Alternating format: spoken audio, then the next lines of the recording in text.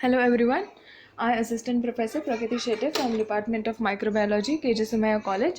In this online lecture, we will study about the next techniques of the plant disease control methods. That is the methods which we use to protect the plants from the any disease and any infections. So first technique that we are going to learn in this online lecture is the biological control methods. So as the name says, we can understand from the name that is a biological control, meaning we will use some biological molecules. Okay, so that will include the bacteria, fungi and certain other types of the microorganisms which are capable of producing resistance again inside the plant, so that when any pathogen or when any pest will come onto the plant surface, okay, for absorption of the nutrients from the plants, so at that time this inherited or this transformed bacteria in the plant will kill that insect or will kill that pest. So this is basically a phenomena underlying this biological controls. So we will use certain types of the bacteria and the fungi. We will focus in these two categories in this online lectures. Okay, so in this also, as you can see, the process is used to reduce or control the pest level by using the another microorganism. Okay, so we will use the microorganisms, the bacteria, the fungi, which are able to damage that insect, right, which are able to cause infection in that insect, so that it will not able to cause any type of the damage or disease in the plants. Okay, so thereby we will reduce down the action of the pest on the plants. Now second point is this: they use the antagonistic microorganism. Now what means by the antagonism? It means the similar effects. Okay, so in this we will use the microorganisms which are acting with the same phenomena as the pests are acting or the pathogens are acting. Okay, so microorganism that antagonist to the pathogen, which means their most of the times their mode of action or the mechanism of causing the damage to the plant or to the infection, to the pest, is similar, and that is why they are calling as the antagonist. Okay, then third is the microorganism will then destroy, right, will destroy the pathogen, or we can call it as the pest, and inhibit the growth of it. Okay, and as we know, biological control method is always being a eco-friendly, very environment friendly method, because there is not any type of the chemical leakage, chemical treatments to the plants, right, or there is no need for very large expensive equipments, okay, and very costly procedures to do in this method, and therefore it is cheaper method as compared to the other methods, and it is well established method also. Okay, now we will see that later on. Then the term biological control, as we have discussed this, it will clearly emphasizes on the fact that it is the control of the plant disease using the biological ways, right. Then means a living microorganism or a macroorganism. Okay, now we will see a famous or a well established definition of the biological control.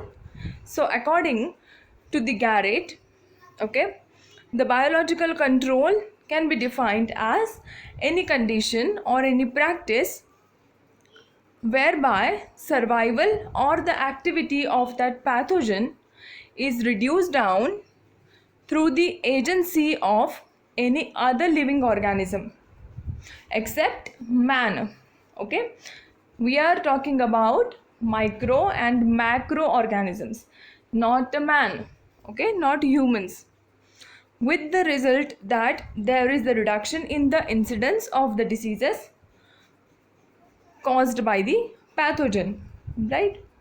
So this is the definition, we can call it as the definition for the biological control. Now for example, the Trichoderma viridae, it is a fungus, okay, it is a type of the fungus which causes the fungal infection in the plant. Now we can control this fungal activity, okay, with the help of some other type of the fungus. So it is now type of the antagonism, right? So you can see the Trichoderma viridae, a common saprophytic fungus, is able to parasitize the mycelia of the other fungi. Okay. Then now we will see what are the some of the mechanisms, okay, which can be used by these biological entities in order to protect or in order to reduce the pathogenic effect on the plants. So first we will see in the bacteria, and in the bacteria category we will look into the pseudomonas species. Okay, so in the pseudomonas, the different mechanisms have been proposed to explain the disease suppression by the pseudomonas species, that include, first one, it will produce the siderophores. What are the siderophores? These are the ion chelation compounds, okay. When an ion molecule is free in a system, okay, or in the surroundings, then the bacterial cell wall will accumulate that ion molecule, okay. By chelating that molecule, it will surround with some groups of the nutrients or the chemical groups, all right, such as the ferric ion, they can chelate the ferrous ion, they can accumulate that ion, okay. So this is called as the chelation, okay. So these are called as the siderophores, and which will remove the ion from the soil environment, right? As I mentioned, they will accumulate the ions and therefore they will remove that ion from that space, from the environment, and make that unavailable to the pathogen, right? So now as we know that ion molecules are very essential for the growth, okay. So either it can be a pathogen or the microorganism, that is our beneficial microorganism.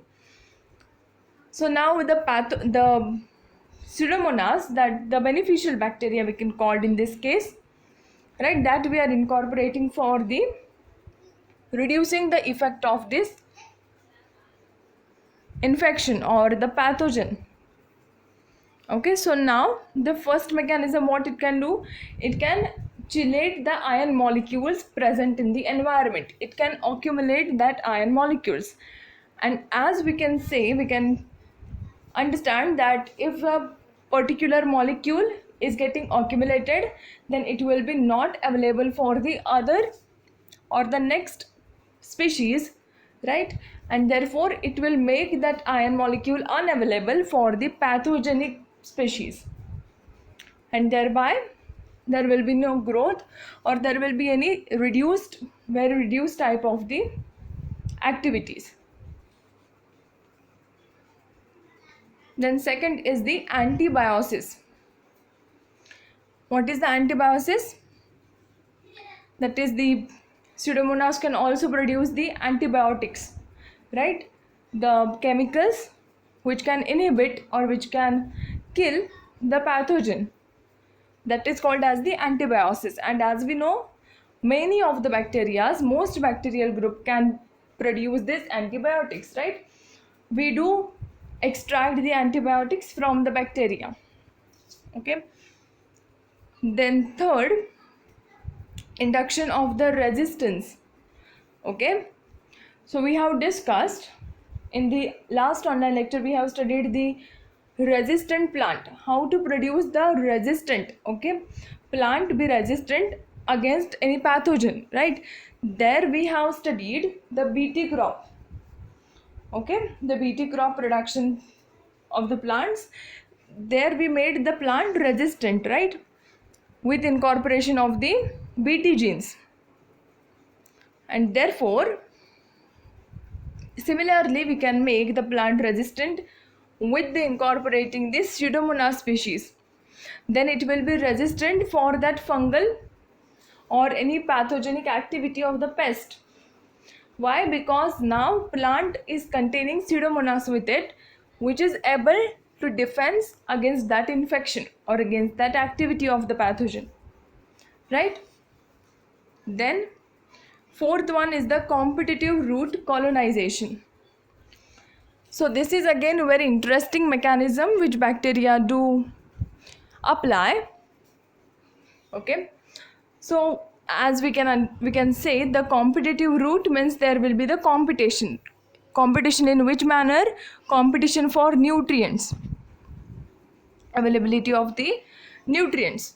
Now you can see the first one, mycorrhizal fungi as the biocontrol agents. So under this mechanism there is a fungi group also will come. Okay, so now first is the mycorrhizal fungi as the biocontrol agents. Mycorrhizal fungi have been received considerable attention in the recent years, okay, and it will work against the root pathogens, okay, fungal root pathogens. Okay, now in this mycorrhizal fungi, in this species there are different various mechanisms. Okay, the above mentioned mechanisms were for the pseudomonas species. All right, now this one we will see for the mycorrhiza. Now you can see the mechanisms for the mycorrhizal species, right? It is a type of the fungi. Now it can do act, okay, either by creating the mechanical barrier for the pathogen to penetrate. Okay, it will make a barrier so that pathogen will not able to enter to the plant space, to the plant cells. Then inducing thickening of the cell wall through the lignification and production of the other polysaccharides. Okay, so what it will do, it will produce the polysaccharides and the lignin, right, and which will, as we know, these are responsible for causing the cell wall thick, right? So it will make the cell wall thick, and so that the pathogen is not able to penetrate into that cell wall. Okay, then the stimulation of the host roots to accumulate metabolites. Okay, then it can also stimulate the flavonoic wall infusions. It can increase concentration of the dihydroxyphenols in the roots, which are, or we can say, which are used to inhibit or reduce the activity of the pathogens. Okay, then producing antibacterial and antifungal antibiotics. Now just similarly we saw in the earlier pseudomonas species, pseudomonas is also able to produce the antibiotics. Similarly, fungal species, the mycorrhizal species, is also able to produce the several types of the antibiotics, right? So it is also one of the way for its action. Then seventh one is the, it can do its action by stimulating microbial activity in the root zone. Okay, so these are some of the mechanisms which are present or which underlies the mycorrhizal mode of actions against the pathogen of the plants. Mycorrhizal is the fungi, okay, is a fungal species. Okay, now next one is the soil amendments. Now most of the root diseases such as the potato scab disease, which can controlled by the plowing organic material into the soil. Now why we are incorporating organic material into the soil? Now we'll see that because the organic amendments increases the activity of the saprophytic organisms, and as it will increase the activity of the saprophytic organism, what it will do, it will produce a lot of carbon dioxide in return. Okay, it will use the organic matter for its metabolic activity, and as in turn, as a byproduct, it will produce a lot of carbon dioxide. Okay, and most of the pathogens are sensitive to the carbon dioxide, and therefore what we are doing, we are introducing the organic materials into the soil. Okay, so now you can see, due to the rapid multiplication of the microbes in the soil, the available nitrogen in the soil is rapidly getting utilized, right, by the fast growing saprophytes. Organic matter such as the nitrogen we can incorporate, right? So nitrogen will get utilized for its metabolic activities. Okay, now therefore, as there will be the fastest growth in the presence of this much amount of the organic materials, right, nutrients, amendments, and therefore the carbon dioxide will be also in excess amount, and pathogens are susceptible to the carbon dioxide, therefore they will be not able to cause the infection in the plants. So this is one of the protective mechanism, right, for the plant. Then this results in the acute nitrogen scarcity, which adversely affect the growth of the pathogens, right?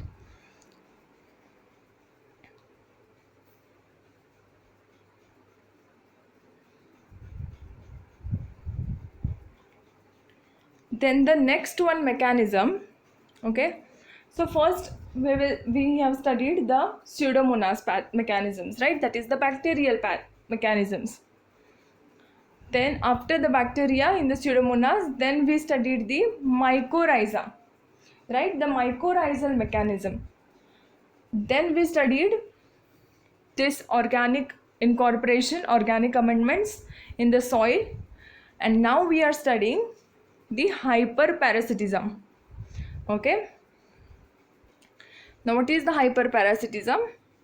Now it is a property, that is the certain types of the fungi and the bacteria are parasitic on the plant pathogen.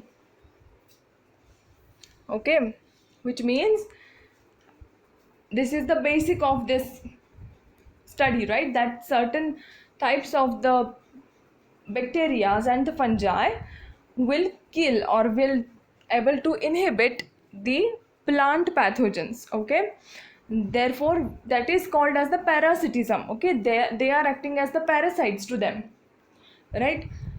Then several workers have tried to utilize the Eudarleuca australis, okay, for controlling rust.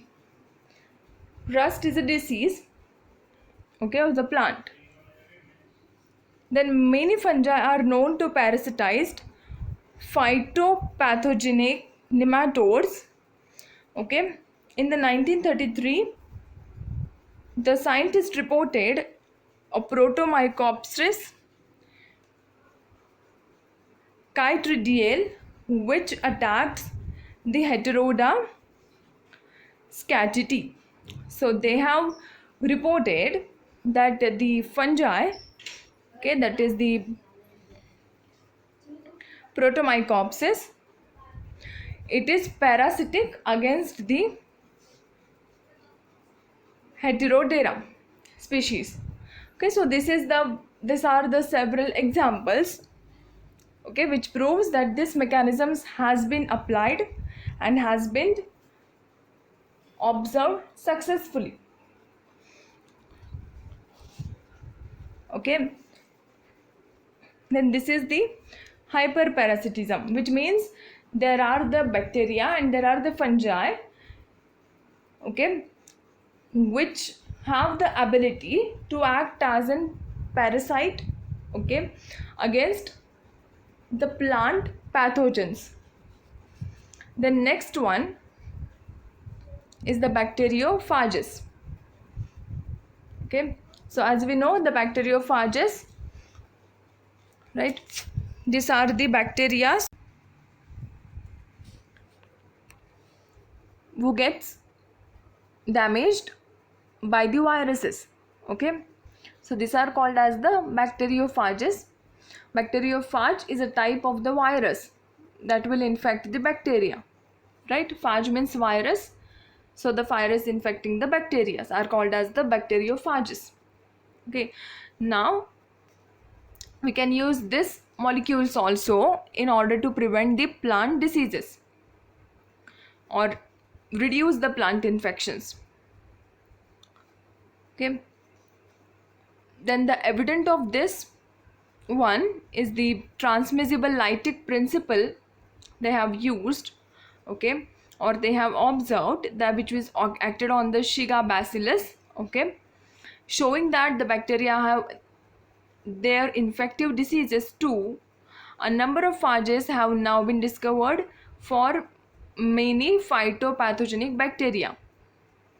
Okay, now this include the phages that have been now discovered, okay, which are showing the positive activity for inhibiting the bacterial pathogens. Okay, so now that include such as the Agrobacterium tumefaciens, right? We know this is the famous, very famous example. Okay, then although there is no plant diseases has been cured yet by the treatment with the phage, okay, after the disease have been developed, it is we can say it is an emerging field and it is well able to cause effect for preventing, okay, rather than curing or reducing. It has shown effects before the disease has been caused to the plant. Then the fungi. Now what mechanisms will be used by the fungi, okay, that we will see now. Okay, so now there are several fungi which are capable of growing in the bodies of the insect. This is a very important point. Okay, these are the very interesting mechanisms which can we see bacteria are using, or the we can say the biological molecules are using, macroorganism and the microorganism. So first, the fungi, several types of the fungi which are able to grow inside the insect bodies, okay, and therefore they can destroy them, right? As any entity is growing inside the pathogen, okay, so it will definitely destroy that. Then scientists are looking for ways for replacing this, or we can say to use this mechanism instead of the DDT. Okay, then it was felt that a method had been found to destroy insect affecting crops. Now we use the DDT basically in the crops treatment against the insects. So the scientists are now looking forward to use this fungi, okay, in the similar way they use the DDT, we can use this also. Then one important fungus which has been utilized is the Entomphora. Okay, Entomphora. About 11 species are known of it, and these are mostly the insect parasite. So what it will do, it will goes that fungus will go and grow inside that insect body. Okay, these insects are responsible for causing diseases and for causing damage in the plant, right? So now if we are incorporating this fungi or these biological molecules, then what will happen, this molecule will get enter into this insect body, this pest, and that will kill that pest, right? And therefore this is a very effective way to make our plant resistant or make the plant protective against such plant diseases, right? Now how we can apply this biological control? Now we studied, right, that what is the biological control and what is the mechanisms that most commonly used by the bacteria and the fungi. Now we will study that applications method, okay, how we can apply. So first one is the seed treatment, okay. So we can treat our mixture of the bacteria or the biological molecules at the stage of the seeding only, okay. The seedling stage, in that only we can incorporate that mixture, so that when it will grow with that bacteria or the biological entities, okay. The next one will be the seedling dip method. So in that you can see we have to keep the plant or the desired species of the plant dipped into the mixture of the beneficial biological microorganisms, okay.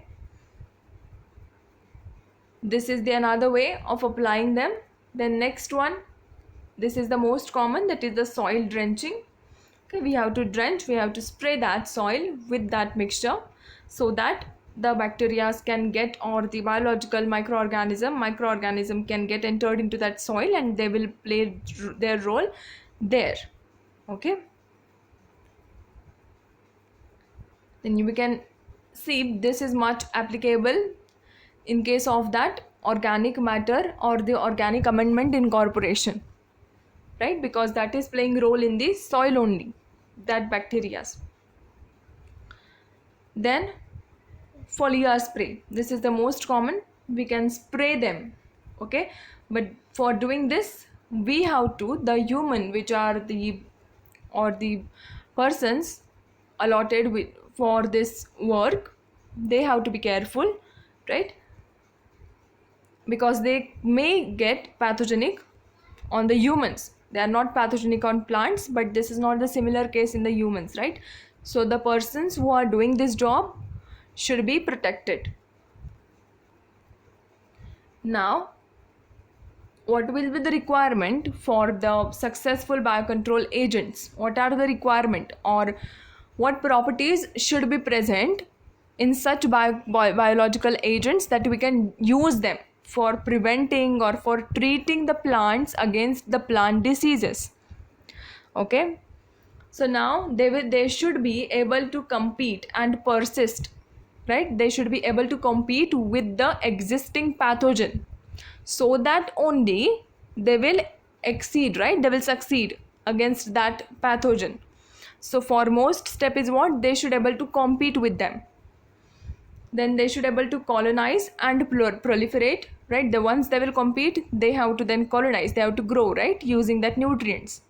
They should be able to colonize and the proliferate there, must be non-pathogenic to the plant, right, they should not be pathogenic to the host. If they will turn pathogenic, then what will happen? The plant completely will get damaged and will destroy, right, because already the plant will be having the pathogen or will make it the pathogen, and this incorporated biological molecules, if they turn pathogenic for their host, then it will act exact reverse, right, then it will be not good for the plants. So it will not turn pathogenic, it should not turn pathogenic for the host, okay, and the environments also. Then they should have must the excellent shelf life, right, they should be able to live, they should be able to persist for longer duration of the time, okay, so that we can use them for prevention of such plant diseases, right. Then they must be inexpensive, okay, must be able to produce in the large quantities, their growth rate or their multiplication rate should be rapid, should be fast, able to maintain viability, they should be viable at that appropriate temperatures, okay, and the atmospheric conditions. Then delivery and the application method should be supported product establishment. Okay, these are the major requirement. Okay, these conditions should be fulfilled by our desired biological molecule which we are expecting for preventing such plant pathogens or the plant diseases, right? So in that we should must observe for these characteristics, right? After that we will see some of the examples. Okay, so this is the very good examples these are. So before that we will just revise the main points. Okay, so what are the mode of actions? So we can say that the antibiosis, right, that is the production of the antibiotics. Then parasitism, we saw the hyperparasitism, right, which means the fungi or the bacteria can act parasitic against the plant pathogens. Okay, then indirect mechanism can be of the competition, right, there will be the competition for nutrients available, this also we studied. And the induced systemic resistance, we can make the plants resistant against such pathogens. Okay, this we can also do the resistant properties or the resistant production of the plants we can do with the recombinant DNA technology. Okay, similarly we have studied in the BT crops, in that we have used, right, the RDT, that is the recombinant technology, and which is a very successful method for transforming, for producing the transforming nucleic acids. So similarly we can use that to produce, okay, to make the plant resistant against that pathogen. Okay, then these are very important mode of actions of the biocontrol. Okay, then after this we will now study some of the examples, okay, for this activities. Then first one, the commercial biological products or the biological controls which are available in the market are the Kodiak is a product, okay, is a biological product for used for suppressing of the soil borne plant pathogen of the cottons. So it is acting against the cottons. Okay, the microbe present in this biological product is the Bacillus subtilis strain GB03. So this strain is pathogenic against that soil borne plant pathogens, right? So therefore it will kill that pathogen and it will protect the cotton plants from getting that pathogens infections, right? Then mode of actions is antibiosis, right? Now we can relate here the previous studied points and the previous studied slides, that is the mode of actions is the antibiosis, right? So it will produce the antibiotics, okay, which will inhibit the growth of that soil borne pathogen. Okay, then company which are producing this commercial product include the Gustafson, then Inc., Plano, TX and the USA. Okay, this is the one example, Kodiak. Now the second example of this is the biological control agents for fire blight. Okay,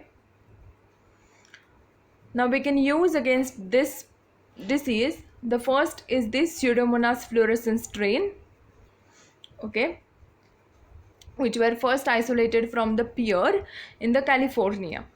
Now mechanism of it is the primitive exclusion.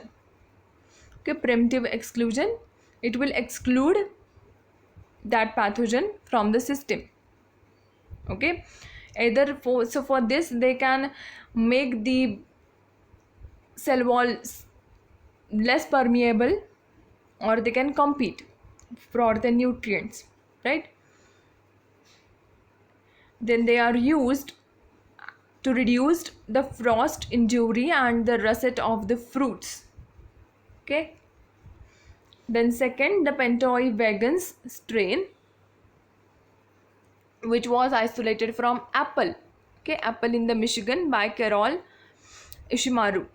Then mechanisms this pathogen, this bacteria used are the peptide antibiotic they can produce, and also similarly preemptive exclusions.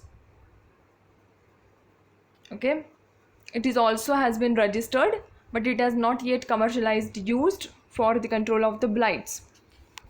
Okay, you can see in this picture there is the blight disease which is caused by these pathogens in the plants. Okay, then after this, the next example we will see.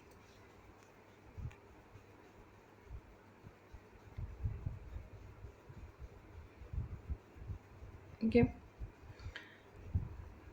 so here we can see the bio save 10. Okay, it is the biological fungicide. Okay, so what it will do, it will kill the fungi. Right, now the active ingredient is the pseudomonas syringe strain. Okay, we have studied now the mechanisms of the pseudomonas, right? Then the mode of action is the competition. It will compete for the nutrients against this pathogen, this fungi. Okay, then we can apply this via the drench, okay, or the spray. The control of the blue mold and the gray mold on the cherries, apples and the citrus. We can incorporate the pseudomonas strains for control of the pathogen, control of the disease onto the mold, blue mold and the gray mold on the cherries, apples and the citrus fruits. All right, then next next commercial agent will be product, we can say the mycostop. Okay, so the mycostop, which means the name says myco means the fungi, so it will be again responsible for inhibiting the fungal activities. Okay, the fungal pathogens of the plants. Then it is the fungicide for vegetable and the ornamental crops. Okay, now the active ingredients in this are, we can say, the biological entities. Okay, biological microorganism and microorganisms are the active ingredients. Then dried spores and the mycelium of the ray fungus.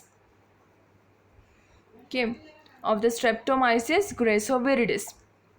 They can control for the seed rots, root, stem rot and wilt caused by the Fusarium alternaria. Okay, and the phosmopsis on the ornamentals and the vegetables. Okay, their mode of action is the also competition, hyperparasitism and the antibiosis. Right, these are the very important mode of actions, okay, which are applied by this microorganism, beneficial, we can say protective microorganisms, including the bacteria and the fungi. These are the very important examples of the biological control products which are commercially available. Okay, after this we will study this summary. Okay, what points we will sum up this. Okay, so first one, the biological control will involve the use of microorganism, microbial species, okay, bacteria and the fungi, to inhibit, to stop or to prevent or to cure the plant diseases. Then biocontrol have the importance and advantages over the other control method. Okay, then we studied in this online lecture, we studied the mode of action. Right, in the mode of action we studied the antibiosis, parasitism, hyperparasitism, then competition, then the organic amendment, incorporation in the soil. Right, then after that the systemic resistance. Right, systemic resistance, then these are the main mode of actions, mechanisms. Okay, then we studied the biocontrol agents that are available commercially, the biocontrol products. So this will include the Kodiak, Biosafe, Mycostop, okay, the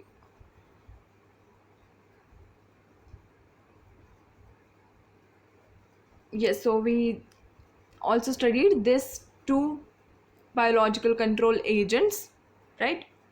Strains we can say pseudomonas and the pentoia. Okay, after this, examples of the commercially available biological crops or the products. Then we studied also the applications, right? How we will apply practically, how we have to apply this on the plant. So that will include either by seed treatment, either by dip treatment, then the drenching, spraying, right? Foliar spray, then the drip irrigations. Okay, these are the important points, okay, are the points we studied in this online lectures. Okay, so in this table you will be having, or you can study the examples of this mechanism. You can see here direct antagonism, mixed path antagonism, and indirect antagonism. In the antagonism effect, they have mentioned some various type of the examples. Okay,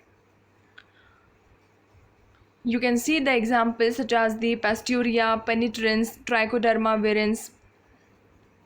Okay, so this species will use this hyperparasitism, okay, coming under the type of direct antagonism. So this is the way you can study this table. Okay, I hope you understood this online lecture. If you have any doubt regarding this, please ask in the comment section. Thank you for watching.